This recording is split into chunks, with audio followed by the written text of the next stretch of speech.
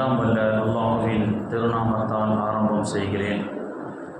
கண்ணியத்திற்குரிய அல்லாஹுவின் நல்லடியார்களே, அல்லாஹுடைய கிருபையால் ஏறக்குறைய அல் குர்ஆன் ஷரீஃபை முடிவடைவதற்கு இன்னும் சில சூரத்துகளே பாக்கியாக உள்ளது. வத்தீனி வஸ்ஸைத்தூனிலிருந்து மினல் ஜின்னத்தி வன்னாஸ் வரை நாளைக்கு இன்ஷா அல்லாஹ் நம்ம கத்தம் செய்யப்படும். நீங்கள் எல்லாம் நினைக்கிறீர்கள் 26 நாள் நாங்கள் வந்தோம், கால் கெடுக்க 1.25 மணி நேரம் எங்களை நிற்க வச்சுட்டு 27க்கு வரக்கூடிய லைலத்துல் ஸ்பெஷல் பார்ட்டி, லைலத்துல் கதர் ஸ்பெஷல் பார்ட்டிக்கு வரக்கூடியவங்களுக்கு மட்டும் 20 நிமிஷத்தில் முடிக்கிற மாதிரி கொஞ்சம் சூறாக மட்டுமே வச்சுருக்கீங்களா ஹஜ்ரத்தே அப்படின்னு சொல்லி. ஏன்னா நிறைய பேர் அறியாமையில் இன்னும் இருக்கிறோம். 1வது நோன்பு வச்சு 27 நோன்பு, கடைசியில் 29 நோன்பு, 3 நோன்பு வச்சா 30 நோன்பு வச்ச மாதிரி. இன்றைக்கி பெண்களுடைய மசாயில் நிறைய இருக்குது. இப்படி தான் ஒருத்தர் பள்ளி பக்கமே வர்றது கிடையாது. அந்த அம்மா கொஞ்சம் நல்ல இபாதத்தாலியாக இருக்கிறதுனால, ஏங்க எல்லாரும் நோன்பு காலத்தில் பள்ளிக்கு போகிறாங்க, ஒரு நோன்பு காலத்தில் கூட பள்ளிக்கு போகிறதில்ல, போங்கங்க போய் தொழுவுங்க அப்படின்ட்டுருக்கிறாரு அந்த அம்மா. அவர் ஃபஜருக்கு வந்திருக்கிறாரு, பெரிய சூறாவாக ஓதிருக்கிறாங்க ஹஜ்ரத். நம்ம நோன்புல கூட சஹர் நேரத்தில் எல்லாம் சஹர் சாப்பிட்டு வருவாங்கன்னு சுருக்கமாக ஓதுறோம். சில பள்ளிவாசலில் அப்படிலாம் சட்டம் இல்லைன்னு நிற்க வச்சு 40 ஆயத்துகள் ஓதுற மாதிரி சில இடங்களில் ஃபஜரில் ஓதுறாங்க. பெரிய சூறாவாக ஹஜ்ரத் ஓதுனார். வராதால் வந்திருக்கிறாரு. பெரிய சூறாவை ஓதுனவன்னா வெளியில் தொழுது முடித்தவொன்னா, என்னத்தா இது இவ்வளோ நேரம் நிற்க வைக்கிறார, இவ்வளோ பெருசாக ஹஜ்ரத் ஓதுறாரு அப்படின்னு கேட்டிருக்காங்க. அப்போ அவர் சொன்னார், இது சூரத்துல் பக்கரா அப்படின்னாரு. இது மாட்டு சூறாப்பா, ரொம்ப பெரிய சூறா, 2.5 ஜூஸை கொண்டது, அதனால் மாட்டு சூறா ஓதுனார் அப்படின்னாங்க. அப்படியா, சரி, மாடு பெருசாக தானே இருக்கு, அதனால் பெருசாக தான் இருக்கும் போல தெரியுதுன்னு போயிட்டார். மக்ரிபுக்கு வந்திருக்கிறாரு. ஒலு செய்யும் போதே சரி இப்போ என்ன சூறா ஓதுவார்னு அவர்கிட்ட கேட்டுப்போம் அப்படின்னு சொல்லிட்டு இப்போ என்ன சூறா ஓதுவாருன்னு அட்வான்ஸாக மக்ரிபுக்கு முன்னாடி கேட்கும்போது இப்போ யானா சூறா ஓதுவாருன்னு இருக்காரு. யானா சூறானா அலம் தர கைஃப ஃபஅல ரப்புக. ஆஹா, காலையில் மாட்டுக்கே 1/4 மணி நேரம் கடுக்க நிற்க வச்ச அந்த ஹஜ்ரத்து யானா சூறா ஓதுனார்னா மக்ரிபில் எவ்வளோ நேரம் ஓதுவார்னு ஓடி போயிட்டாராம். அந்த மாதிரி என்றைக்கோ ஒரு நாள் 27 அன்னைக்கு, இன்றைக்கும் நம்ம சமூகத்தில் பள்ளி தொடர்பே இல்லாமல் 27 அன்னைக்கு சில பேர் லைலத்துல் கதர் ஸ்பெஷல் பார்ட்டி LSP, அடுத்து இன்னொரு பார்ட்டி இருக்குது RSP, ரம்ஜான் ஸ்பெஷல் பார்ட்டி. பெருநாள் அன்னைக்கு அந்த முகத்தெல்லாம் பார்த்தா மஹல்லால இவங்கெல்லாம் எங்கடா இருக்கிறாங்க, இவங்கெல்லாம் எப்படி, இவங்கெல்லாம் முஸ்லீமான அன்னைக்கு தான் தெரியும். ஆனால் இத்தனை நாளாக கடை வீதியில் பார்த்தா நீ முசல்மான் கியா, இத்தனை தின் தக்கு மஸ்ஜிதுமே நெய் தேக்கா தும்கோ அப்படின்ற அளவுக்கு தான் இன்றைக்கும் பள்ளி தொடர்பே இல்லாமல், பள்ளி வாசனையே இல்லாமல் இருக்கிறாங்க. அல்லாஹ் பாதுகாக்க வேண்டும் சகோதரர்களே. கண்ணியத்திற்குரியவர்களே, அறியாமை காலத்தில், அந்த காலத்தில் அறியாமை குரானை பற்றி தெரியாமல் இருந்தார்கள். ஆனால் இன்றைக்கி அல்லாஹுடைய கிருபையில் குரானுடைய விழிப்புணர்வு நிறைய ஆகிவிட்டது என்று சொன்னாலும், இன்று ஓதப்பட்ட அநேக சூறாக்கள் கியாமத்து நாளை பற்றி அல்லாஹு தஆலா சொல்லி காட்டுகின்றான். அல்லாஹுடைய தூதர் அவர்கள் சொன்னார்கள், கியாமத்து நாள் என்பது எப்பொழுது வரும் அல்லாஹு ஆலம் என்றாலும், கியாமத்து நெருங்க நெருங்க உலகத்தில் என்னென்ன நிகழ்வுகள் நடக்கும் அப்படின்றத அல்லாஹுடைய தூதர் அவர்கள் நமக்கு சொன்னதில் ஒரு செய்தி, கியாமத்து நாள் அன்னைக்கு வழக்கமாக கிழக்கில் உதிக்கக்கூடிய சூரியன் மேற்கில் உதிக்கும் அப்படின்னாங்க. கிழக்கில் உதிக்கக்கூடிய சூரியன் மேற்கில் உதிக்கும் அன்று கியாமத்து நாள் வரும்னாங்க.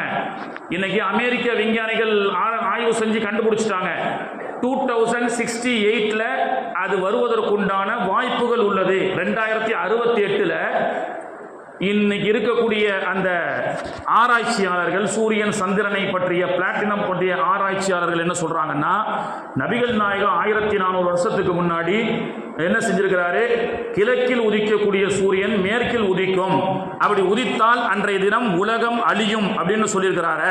அப்படின்னு சொல்லி இது பாசிபிளா இம்பாசிபிளா அப்படின்னு சொல்லி ஆய்வு செஞ்சதுல இன்னைக்கு 2068 இந்த சுழற்சியின் அடிப்படையில், சூரியனும் சந்திரனும் சுழற்சியின் அடிப்படையில் கிரகணங்களை சொல்கிறார்கள் அல்லவா, சூரிய கிரகணங்களை சொல்கிறார்கள். இது போன்ற விஷயத்தை கணக்கிட்டு சொல்வதை போன்று 2068 சூரியன் மேற்கில் உதிப்பதற்குண்டான வாய்ப்புகள் உள்ளது அப்படின்னு கண்டுபிடிச்சிருக்கிறாங்க. அல்லாஹு தஆலா இன்னைக்கு முதல் ஆயத்துல, முதல் ரக்காயத்துல, இத ஷம்சு குவ்விரத், சூரியன் வெடிக்கும் அந்த நாளில், வைதல் ஜிபாலு சுய்யிரத், மலைகள் எல்லாம் துக்கல் துக்கலாக செல்லும். வைதல் பிஹாரு சுஜ்ஜிரத், கடல் அப்படியே நெருப்பு பிளம்பா எரியும். கியாமத் நாளை பற்றி அல்லாஹ் பேசுகிறான். கியாமத் நாளுடைய அந்த நிகழ்வுகளை பற்றி, கடல் தண்ணீரை அல்லாஹ் கெரோசினாக மாற்றி எரிய வைப்பானான். கடல் எரியும்.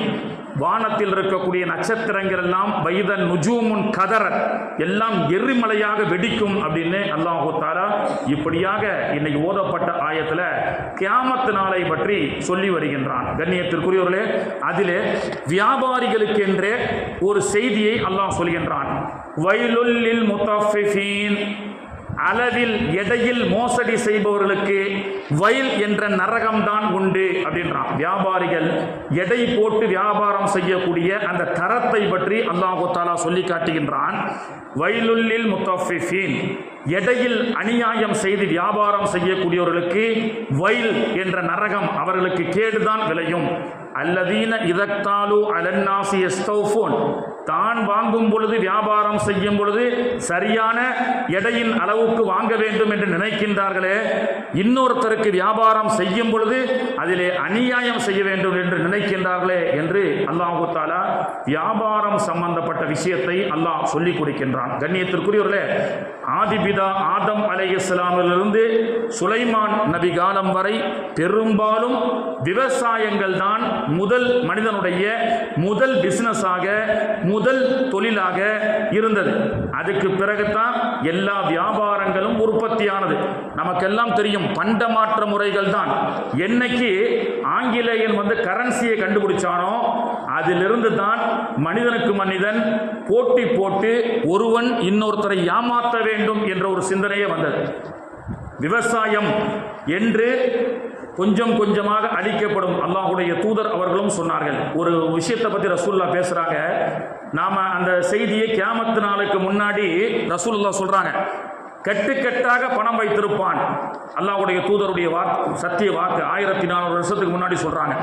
கட்டுக்கட்டாக பணம் வைத்திருப்பான். ஒரு காலம் வரும், அந்த பணத்தை கொண்டு வந்து ரோட்டில் நின்று இந்த பணத்தை வாங்கிக்கேன்னு சொன்னால் எவனும் வாங்க மாட்டான். நாங்கள் ரசூலுல்லாஹ், என்னடா காசை கொடுத்தா யாராவது வேணான்னு சொல்லுவாங்களா? கட்டுக்கட்டா கோடி கோடியா காசுகளை, கரன்சியை வைத்திருப்பான்.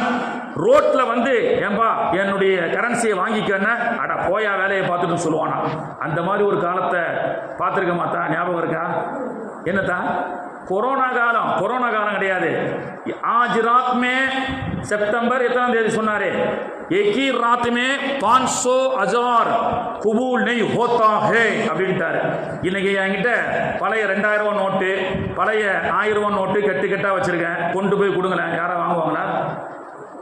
வாங்குவாங்க. எடைக்கு காயிலாங்கடையில் வாங்குறாங்களா? எடைக்கு ஒரு கிலோவுக்கு 10 ரூபா. அவர் கூட வாங்க மாட்டாரா? அது பிரிண்ட்டு, அது கலரு போகாதுன்னு சொல்லுவாரா அப்படின்னு சொல்லக்கூடிய அளவு. அந்த காலத்தை நம்ம நேரடியாக பார்த்தோமே. இன்னொரு காலமும் வரும், உலகத்தினுடைய டாலர் வீழ்ச்சியாகும். பெருமானார் ஸல்லல்லாஹு அலைஹி வஸல்லம் பேசுகிறார்கள், உலகத்தினுடைய கரன்சி ஒரே இரவில் வீழ்ச்சியாகும்.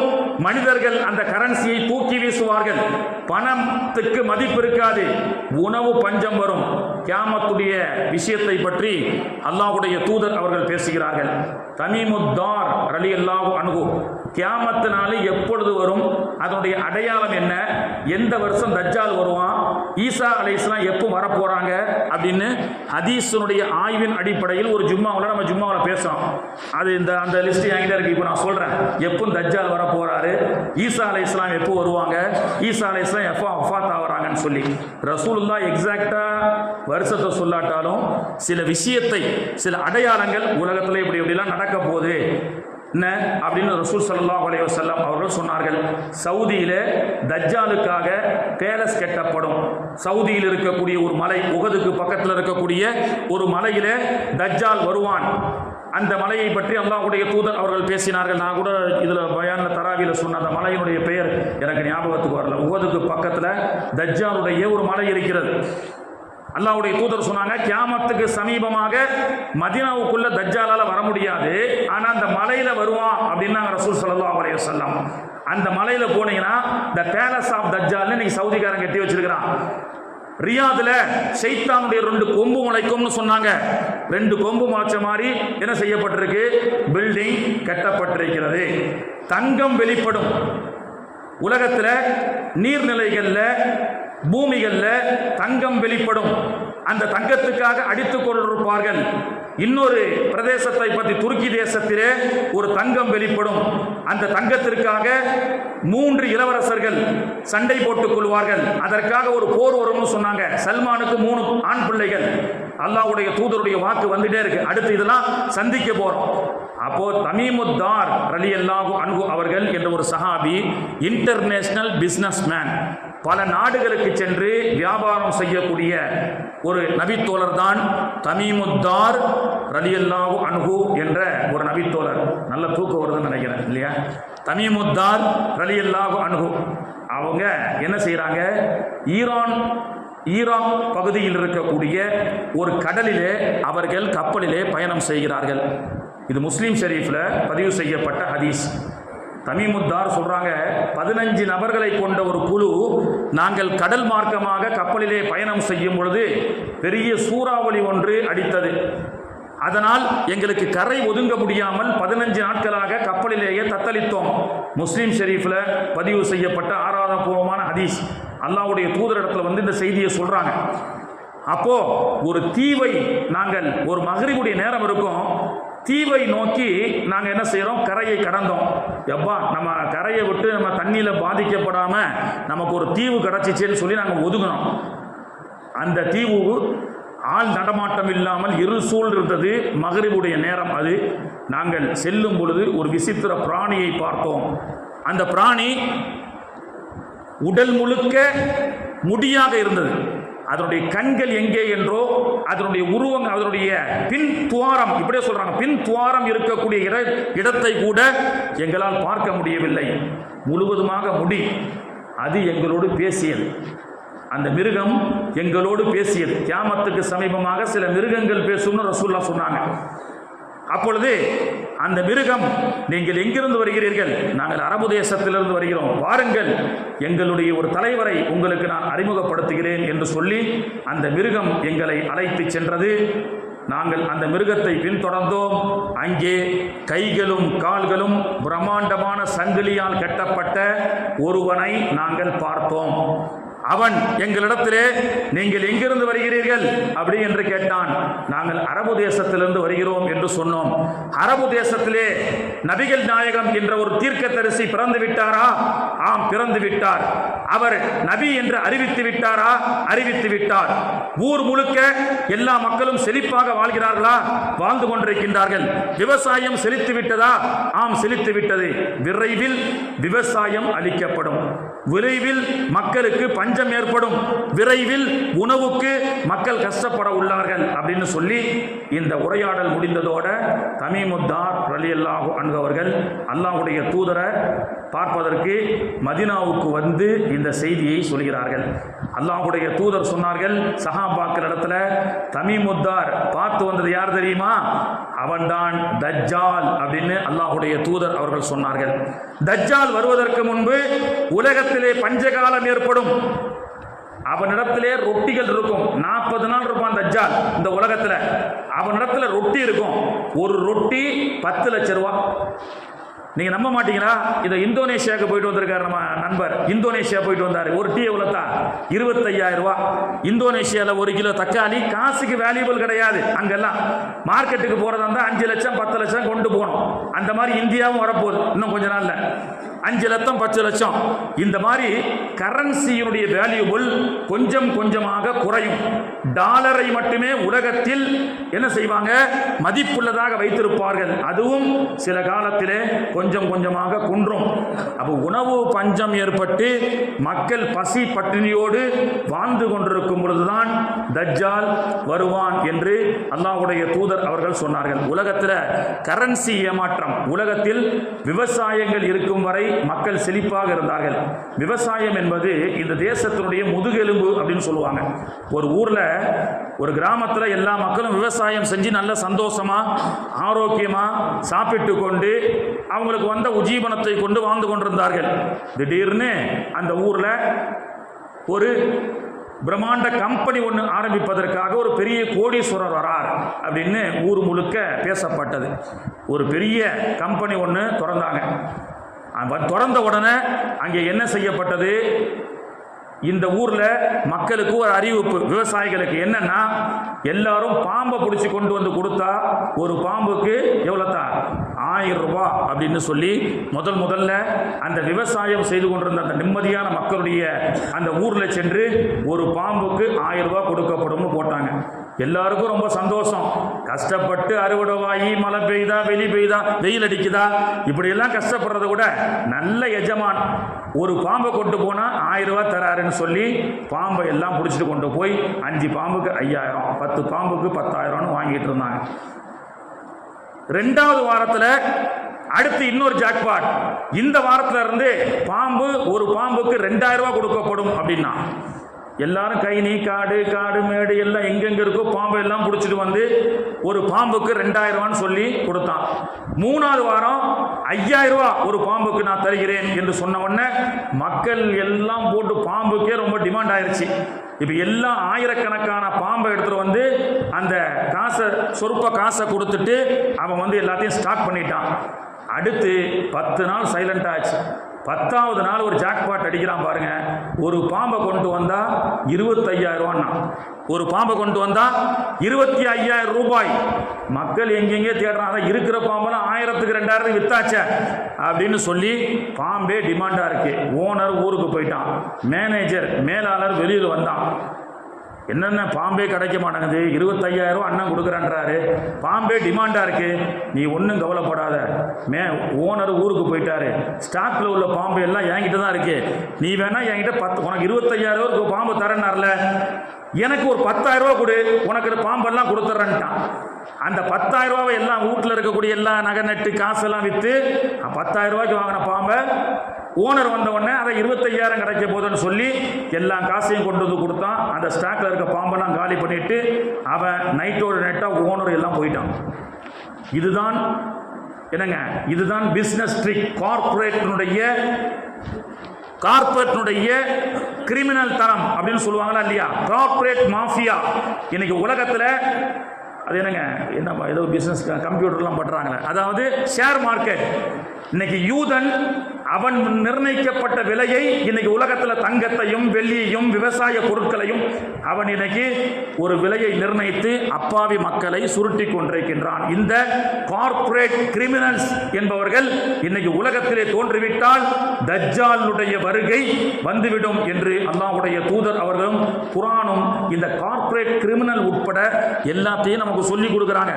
அதன் அடிப்படையில் இன்னைக்கு உலகத்தில் நடைபெற்ற செய்திகளை வைத்து ஆய்வு செய்து குர்ஆன் ஹதீஸை ஆய்வு செய்து இன்னைக்கு சொல்றாங்க, இறுதி நாளின் பெரிய 10 அடையாளங்களில் ஒன்று, தஜ்ஜால் வருவதற்கு முன்பு 3 வருடம் உலகம் முழுவதும் பஞ்சம் ஏற்படும்.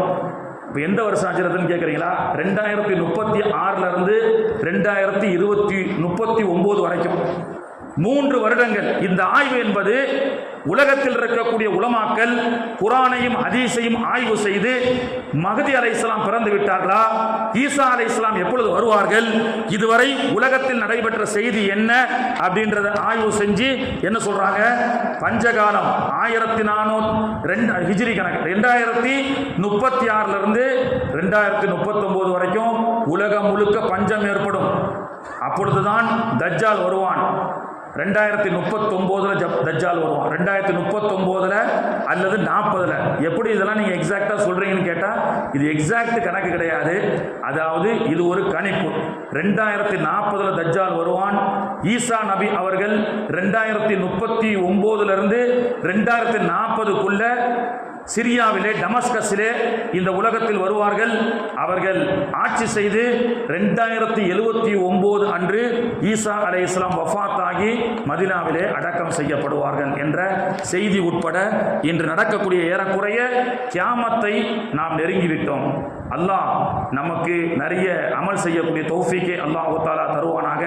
கியாமத்தினுடைய இன்னல்களை விட்டும் கஷ்டங்களை விட்டும் அல்லாஹ் தஆலா பாதுகாத்து அதுக்கு முன்னாடி நாம் எல்லாம் இந்த அதாபெல்லாம் சந்திக்காம அல்லாஹ்வுடைய தர்பாருக்கு செல்லக்கூடிய பாக்கியத்தை அல்லாஹ் தரணும் என்று சொல்லக்கூடிய அளவுக்கு ரொம்ப மோசமான சூழல்கள் எல்லாம் வர இருக்கிறது. அல்லாஹ் தஆலா நம்மையும் நம்முடைய குடும்பத்தார்களையும் பாதுகாத்து அருள் புரிவானாக. அருள்முறையினுடைய தஃப்சீர் வருடம் தினந்தோறும் நாம் செய்து கொண்டிருந்தோம். இந்த வருடத்தினுடைய இறுதி தஃப்சீராக இன்னைக்கு நாம் செய்திருக்கிறோம். கியாமத் நாளை பற்றி அல்லாஹ் தஆலா சொல்லியிருக்கிறான். நிறைய செய்திகள் இருக்கு.